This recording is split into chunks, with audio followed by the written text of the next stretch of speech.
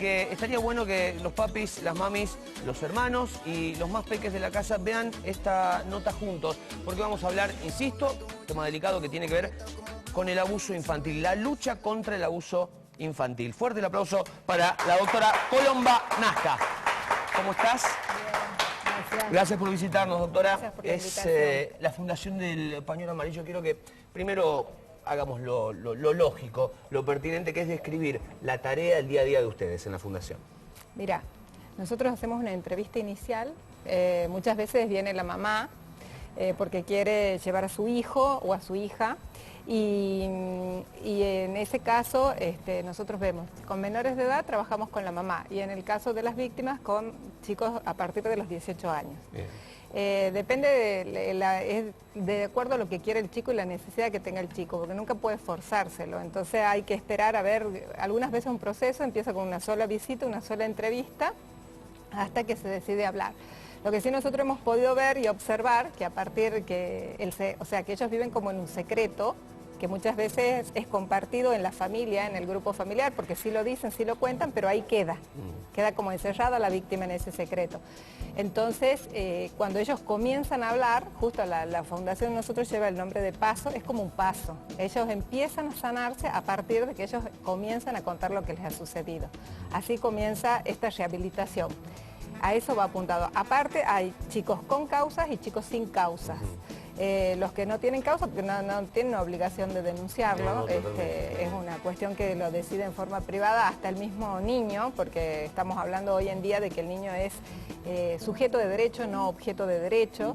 Por supuesto que si alguien se entera y toma conocimiento, debe hacer la denuncia correspondiente, ya sea un médico, un docente, un psicólogo, está obligado como profesional a hacer la denuncia.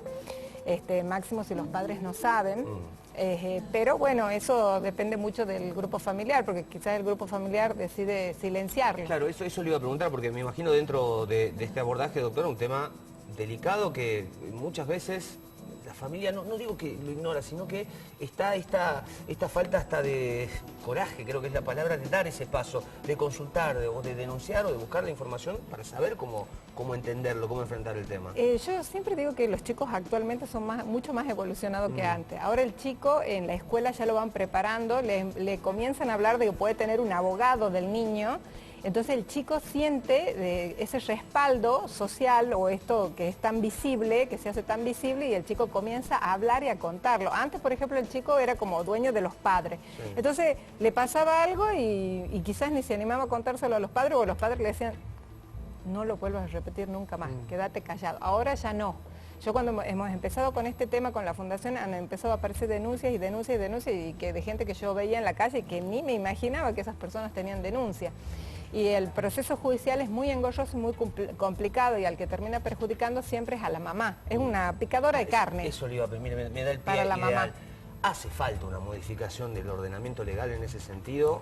Hace falta que se especialicen y que sea la profesionalización de los estamentos del Poder Judicial.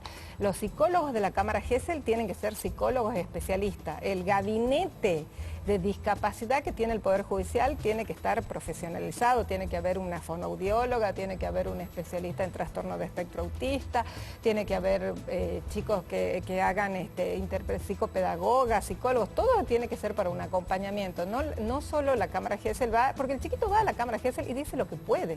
Algunas veces entra y le preguntan, ¿y tu papá? Y dice, me regala un montón de cosas, y no habla de lo que le ha sucedido. Por más que la mamá sabe e hizo la denuncia y queda ahí como un vacío, que se hace agua esa denuncia y la mamá queda en una situación bastante complicada porque la otra persona viene con por ejemplo, calumnias e injurias o empieza a alegar el SAP, que es algo como que lo quiere manipular al chiquito a través de la denuncia y no es así. Es un escenario... Es muy complicado para la mamá, y una vez que la mamá hace la denuncia es muy difícil atravesar el proceso judicial porque es muy largo. O sea, estamos hablando de prácticamente 2 años mínimo para que sea elevado a juicio oral. Y después se da el sorteo de sala que puede pasar 2 años más. Entonces estamos hablando de 4 años. Ya ese niño ha perdido 4 años. No, bueno, y el juicio dura una mañana y media. A ver, tomemos la posta, yo sé que esto está siendo visto por personas que tienen pertinencia en este ámbito que estamos debatiendo acá.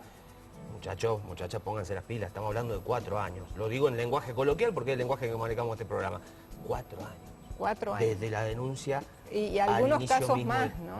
Hay algunos casos que son más complicados, que demoran mucho más tiempo. Y bueno, y mientras tanto va transcurriendo la infancia de ese niño. Qué horror, Dios mío. Me ha sacudido, doctora, con... Sí. Digo, porque uno sabe que los tiempos de la justicia como excusa... Y hay muchas condenas por el tema este de que no se genera la conciencia, no se habla del delito, porque tenemos el delito de homicidio y después de los delitos contra la integridad física, sí, el que sigue es el del abuso sexual y después las lesiones. Entonces, salvo que sea una lesión que prácticamente lo lleve a la muerte o lo deje cuadripléjico, pero el delito de abuso sexual es un delito que significa un maltrato físico y psicológico para el niño y que incluso, no solamente eso, sino que por la continuidad y por el vínculo llega a estar en una situación de esclavitud sexual el niño. Así lo considera la ONU, maltrato físico y psicológico. Uno lo debate y no, ni siquiera debate, lo expone al tema. Pero también digo, está supeditado al plano internacional. Hace un par de años en el sudeste asiático detuvieron a un ciudadano australiano en medio de un contexto también... Está bueno que eso que lo comentemos porque antes el abuso sexual era como algo que ocurría y como un hecho quizás aislado o intrafamiliar continuo.